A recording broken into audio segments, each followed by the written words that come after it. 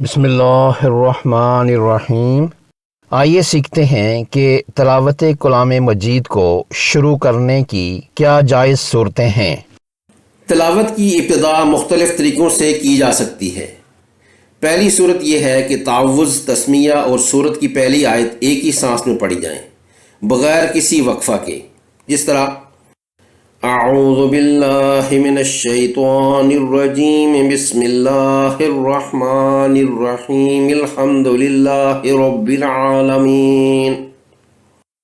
دوسری صورت یہ بھی جائز ہے کہ تعوذ و تسمیہ ایک سانس میں پڑھی جائیں اور صورت کی پہلی آیت دوسرے سانس میں، جیسے اعوذ باللہ من الشیطان الرجیم بسم اللہ الرحمن الرحیم، یہاں وقف کر لیا، پھر الحمد للہ رب العالمین۔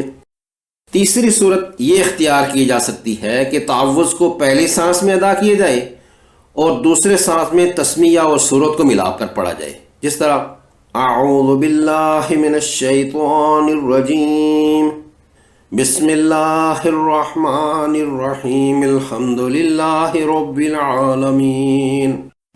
ایک اور صورت یہ ہو سکتی ہے کہ تینوں کو الگ الگ سانس میں پڑھا جائے، جس طرح اعوذ باللہ من الشیطان الرجیم، وقف کر لیا، بسم اللہ الرحمن الرحیم، پھر وقف کر لیا، الحمد للہ رب العالمین۔